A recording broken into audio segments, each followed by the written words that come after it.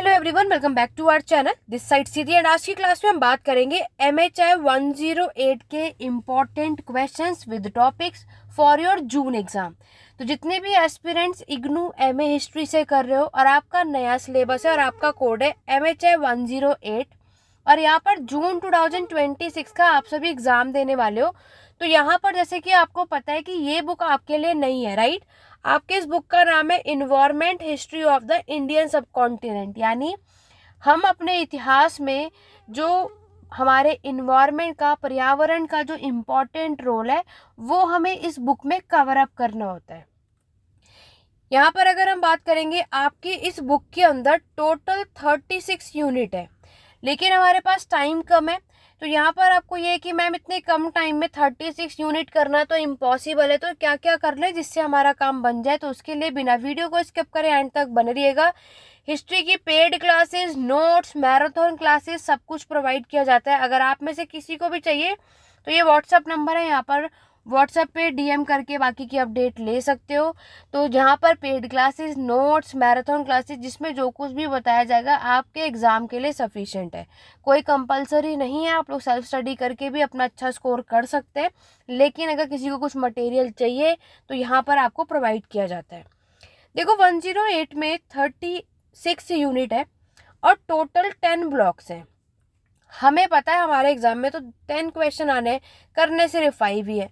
तो हमें क्या करना है, तो ज़्यादा से ज़्यादा हमें 7 से 8 टॉपिक की नॉलेज होनी चाहिए जिससे हम अपने एग्ज़ाम को क्रैक कर सके। आप में से कई ऐसे एस्पिरेंट्स जो कहते हैं मैम हमें सिर्फ पास होना है, 50% के लिए बता दो। तो मैं 50% तक के लिए भी बताऊंगी और 80 से 90% लाना है उसके लिए भी बताऊंगी। तो यहाँ पर बिना वीडियो को स्किप करके हर एक चीज़ समझना, क्योंकि आप में से कई एस्पिरेंट्स वीडियो को स्किप कर देते हैं और फिर कहेंगे मैम आपने ये चीज़ बताई नहीं। तो वो आपकी गलती है। थोड़ा टाइम दे करके अगर आप इस वीडियो को ढंग से देख लेंगे तो आपको सारी चीज़ें क्लियर हो जाएंगी, अदरवाइज कन्फ्यूजन ही होगा और उससे आपको दिक्कत आएगी, मुझे नहीं, क्योंकि ये वीडियो आपके लिए बन रही है, मेरे लिए नहीं। तो यहाँ पर थोड़ा सा टाइम लेकर के इस वीडियो को देख लो और अपने फिर स्टडी को स्टार्ट कर लो, चाहे आप इस वीडियो को 1 से 2 दिन पहले ही क्यों ना देख रहे हो, ठीक है। तो यहाँ पर मैं आपको क्वेश्चन भी दिखाऊंगी। सेकेंड ईयर में हो तो आपको सारे प्रोसीजर ऑलरेडी पता है, एग्जाम में कैसे लिखना है, क्या करना है, ये सारी बातें। और जितने भी 20 मार्क्स के क्वेश्चन अटेम्प्ट करोगे तो उसके लिए 5 पेजेस में अपने आंसर राइटिंग को कंप्लीट करना। आगे और पीछे पेजेस की बात कर रही हूँ, उससे ना ज़्यादा लिखना है ना कम, इस बात का ध्यान रखना। ज़्यादा लिखने से कोई ज़्यादा मार्क्स यहाँ पर मिलते नहीं है, ठीक है। पहला क्वेश्चन है right a note on the interdisciplinary character. तो यहाँ पर देखो जितने भी हिंदी मीडियम वाले एस्पिरेंट्स हैं, मैं आपको चैप्टर का नेम मेंशन कर रही हूँ, अपने सामने इंडेक्स मेंशन रखो और जो भी यूनिट बता रही हो यूनिट नंबर मेंशन कर लेना, ताकि हिंदी मीडियम वालों को यहाँ पर कोई दिक्कत ना आए। ये वाला जो क्वेश्चन है वो आपके बुक से यूनिट फर्स्ट से पूछा है। यूनिट फर्स्ट इम्पॉर्टेंट है, इसे सभी पढ़कर जाना ही जाना है, कोई भी इस चैप्टर को स्किप नहीं करेगा। मैक्सिमम इंटरडिसिप्लिनरी ये क्वेश्चन आपको आपके एग्जाम में देखने को मिलेगा ही मिलेगा, जो कि आपका यूनिट फर्स्ट है। तो पूरी कोशिश करो कि ये चैप्टर सभी पढ़कर जाओ। दूसरा आपसे मटेरियल कल्चर पूछा है। ये जो क्वेश्चन पेपर है दिसंबर का है और ये मटेरियल कल्चर यूनिट 5 से है। आपका जो यूनिट 3, 4, 5 जो है ये आपका सोर्सेज पे है। एक तो आर्काइव जो हमारा सोर्सेज है, उसके बाद आर्कियोलॉजिकल और तीसरा ये मटेरियल। तो इस बार इन्होंने मटेरियल कल्चर पूछा है तो डेफिनेटली आपके जून एग्जाम में मटेरियल कल्चर तो आएगा नहीं। तो यूनिट 5 पे ज़्यादा फोकस ना करके 3rd और 4 पे काम करना, यानी आर्काइव और आर्किटेक्चर। इसका मतलब अगर आपने ब्लॉक फर्स्ट के ये 2 टॉपिक अच्छे से कर लिए तो 40 मार्क्स तो यहीं से मिल जाएंगे आपको, समझ रहे हो। तो मटेरियल कल्चर यानी यूनिट 5 ऑलरेडी दिसंबर में आ चुका है, तो इस बार आने के थोड़े रेयर चांसेस है, लेकिन कोशिश करना कि इसका भी एक ओवरव्यू लेकर चले जाना कि ये क्या होता है, आपको आइडिया होना चाहिए। बाकी यूनिट 3rd और 4 अच्छे से करना कि आर्काइव और आर्कियोलॉजिकल सोर्सेज के थ्रू कैसे हमें पता चलता है कि इन्वायरमेंट का रोल हमारे हिस्ट्री में हमें देखने को मिलता है, ठीक है। 20 मार्क्स का फर्स्ट ब्लॉक से 2 क्वेश्चन आपको मिल गए, तो अगर आपने ये अच्छे से कर लिया तो 40 मार्क्स तो आपके यहीं से बन जाते हैं। आगे बढ़े। नेक्स्ट क्वेश्चन इन्होंने आपसे डेजर्ट और ग्रासलैंड से पूछा है, ठीक है। तो ये अगर हम डेजर्ट और ग्रासलैंड की अगर हम बात करें तो ये क्वेश्चन भी हमें ज़्यादातर देखने को मिलता है। ये आपका ना ब्लॉक आई थिंक यूनिट 10 है, ये ब्लॉक 4 है। यूनिट 10 में आपको ये मिलेगा ग्रासलैंड और डेजर्ट, सेम क्वेश्चन आता है। उसके बाद फिशरीज दिया है इन्होंने, ठीक है। फिशरीज वाला चैप्टर इन्होंने आपसे पूछा है कि how do fisheries explain the human nature interaction. तो फिशरीज हमें कैसे यहाँ पर ह्यूमन नेचर का इंटरेक्शन बताती हैं, ये आपको नेक्स्ट बताना है। फिशरीज के ऊपर इन्होंने ये बात पूछी है, जो कि वाटर शेड वाले चैप्टर से आपको मिलेगा, जस्ट इसका नेक्स्ट चैप्टर। मतलब ऑल ओवर देखें तो ये यूनिट 27 है। फिशरीज वाला जो चैप्टर है ये यूनिट 27 से पूछा है। उसके बाद एनर्जी एनिमल वाला चैप्टर है एक आपका, वहाँ से क्वेश्चन इन्होंने आपसे पूछा है, ठीक है। उस पर हमें यहाँ पर पढ़ना है। तो न्यू एनर्जी का हमारा जो चैप्टर है आपके बुक में यूनिट 32 है। तो आपने देखा है ये हमारा सेक्शन ए, लेकिन सेक्शन ए में यूनिट 10, यूनिट 27, यूनिट 32 हर जगह, यानी हर ब्लॉक से आपको क्वेश्चन मिल रहे हैं, समझ रहे हो। उसके बाद देखो सेक्शन बी में इन्होंने आपसे इम्पोर्टेंस ऑफ मिनरल से क्वेश्चन पूछा है कि मिनरल्स का क्या इम्पोर्टेंस है प्री मॉडर्न टाइम के दौरान, पर ये आपसे चीज़ें पूछ रहे हैं, ये हमें बताना है, ठीक है। उसके बाद नेचुरल आपका डेवलपमेंट बिरहान मुंबई। तो इस बार बिरहान मुंबई आया जो कि आपके यूनिट 30 है। तो आपको ना इस बार अब ना एक तो दिल्ली पढ़ना है, उसके बाद कलकत्ता, कलकत्ता का भी पूछा जाता है। तो दिल्ली, कलकत्ता और जोधपुर और जैसलमेर, इनमें से कोई भी आ सकता है, ठीक है। ये आपके बुक के अंदर, और एक विजयनगर है। विजयनगर तो चलो आप लोगों ने फर्स्ट ईयर से पढ़ते हुए आ रहे हो, तो आप उसको इजीली से कर भी सकते हो, समझ रहे हो। लेकिन जो बाकी है कलकत्ता, जोधपुर, कलकत्ता पहले भी आ चुका है, तो कलकत्ता अच्छे से करना। दिल्ली, बिरहान मुंबई तो दोबारा रिपीट नहीं होगा, इसको छोड़ के बाकी के करना। एक क्वेश्चन फिक्स है, इनमें से आपको ज़रूर मिलेंगे, वो कोई भी आ सकता है। तो यहाँ पर आपको क्या करना है, ये जो 4 सिटीज़ है, पहले तो पूरी कोशिश करो चारों के बारे में पढ़ के जाओ। इनमें से चारों में से जो भी पहले आपको आता है, जैसे दिल्ली भी इजी है, ठीक है। पहले आपको अपने अकॉर्डिंग जो भी इजी लग रहा है, दिल्ली, कलकत्ता, उसको आप अपने साइड से अच्छे से पढ़ लो, ठीक है। जो टफ लग रहा है उसको छोड़ दो, क्योंकि एंड टाइम है, अब ज़्यादा टाइम बचा नहीं है कि सब कुछ पढ़कर चले जाए, तो उसको छोड़ देना। लेकिन जो समझ में आ रहा है उसको कर लो, लेकिन एक नॉर्मली रीड आउट कर लेना कि बाई चांस कभी ऐसी सिचुएशन बनी कि हमें कोई और क्वेश्चन समझ में ना आए, तो ये ना हो कि जोधपुर के बारे में हम कुछ लिख ही ना पाए, समझ रहे हो। पहले तो कोशिश करो इन चारों में से जो भी टॉपिक आपको समझ में आ रहा है उसको अच्छे से प्रिपेयर करके जाओ, उन 2 टॉपिक्स को। बाकी जो 2 कोई भी टॉपिक आपको समझ में नहीं आ रहा, थोड़ा टफ लग रहा है, उसको छोड़ दो, सिंपल तरीका है, ठीक है। तो ये मैंने आपको ना ब्लॉक 9 से बताया।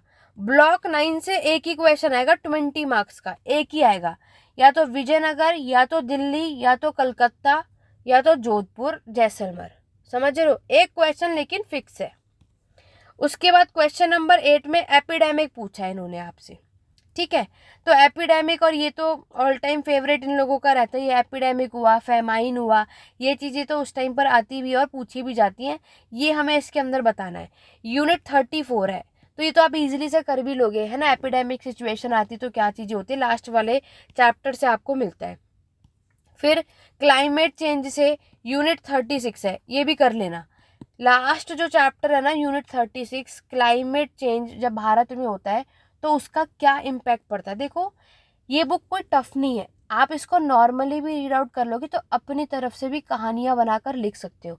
बस नॉर्मली हमें ये पढ़ना है कि आपको हिस्ट्री के पर्सपेक्टिव से क्या क्या चीज़ें ऐड ऑन करनी है, सिर्फ इन बातों का आपको ध्यान रखना है। अभी मैं लास्ट में बताऊंगी कि किस किस चैप्टर को करना है। अभी क्वेश्चन देखो, नेचुरल कैलेमिटीज देखो पूरा दिख रहा है, दोबारा से यूनिट 34 से पूछा है। ह्यूमन वाइल्ड लाइफ कॉन्फ्लिक्ट के बारे में आपको बताना है कि इन दोनों के बीच में जो हमें कॉन्फ्लिक्ट देखने को मिलता है, ये चीज इन्होंने आपसे पूछी है, ठीक है। उसके बाद नेक्स्ट अगर हम बात करें जो कि आपके बुक में 33 है, हंटिंग ट्रेडिशन पूछा है, कॉलोनियल की फॉरेस्ट पॉलिसी पूछी है। ऑल ओवर देखो तो आपका जो लास्ट वाला ब्लॉक है ब्लॉक 10, इसमें यूनिट 32 से 36 है, तो इस ये वाला ब्लॉक भी अच्छा है, समझ रहे हो। इस ब्लॉक में से इस बार 32 से भी आया, 33 से भी आया, 34 से भी आया, 36 से भी आया, यानी 5 चैप्टर में से 4 चैप्टर से तो इसी में से आया।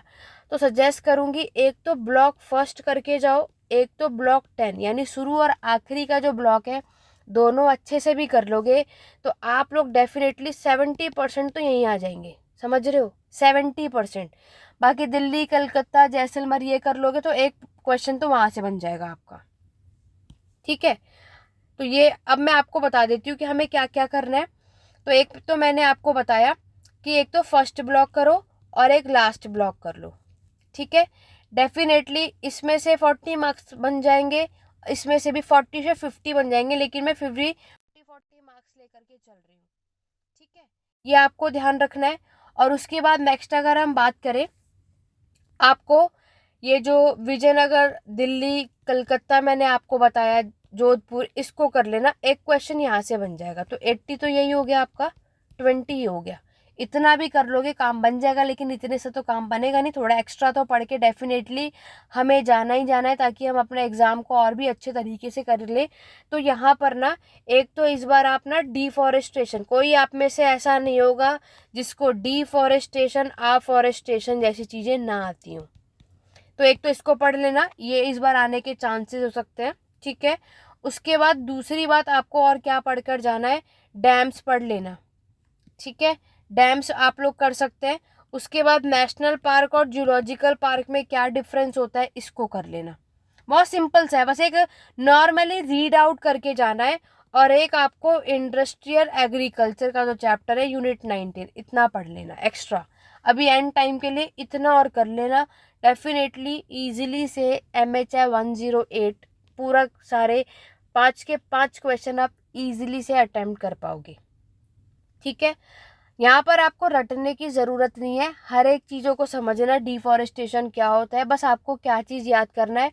हर एक आंसर राइटिंग में जो इम्पोर्टेंट चीज़ है, कोई स्कॉलर्स का नेम हो, कोई बुक का नेम हो, या किसने कौन सी बात कही, उस पर ज़्यादा से ज़्यादा फोकस करना। बाकी आप अपनी कहानियाँ, स्टोरीज लिखते रहो, वो कोई भी टीचर नहीं पढ़ते। आंसर राइटिंग में वो देखना चाहते हैं कि इस बात को लेकर के किसने क्या कहा, क्या क्या हमने किसको किससे रिलेट करा, वो अगर आपने आंसर राइटिंग में रिलेट कर दिया, डेफिनेटली बाकी वो ऐसे ही मार्क्स आपको दे देंगे। तो पूरी कोशिश करो कि हमें आंसर जो है रटने की ज़रूरत ना पड़े। वो नॉर्मली आपको हर एक चीज़ पता है, डिफॉरेस्टेशन क्या होता है, इरिगेशन क्या होता है, आपका एपिडेमिक क्या होता है, फेमाइन क्या होता है, ये सब पर आप लोग सभी लिख सकते हो। कोई ऐसा नहीं होगा जिसको ये टॉपिक्स ना आते हो, लेकिन आपको सिर्फ रिलेट करना है कि किस कहाँ से किससे हम इसको जोड़ सकते हैं। सिर्फ अपने आंसर राइटिंग में शॉर्ट नोट बनाओ, वो टॉपिक्स को सिर्फ ऐड ऑन करो, पूरी कोशिश करो कि अपने आंसर राइटिंग में वो सारी चीज़ें मेंशन करें, ठीक है।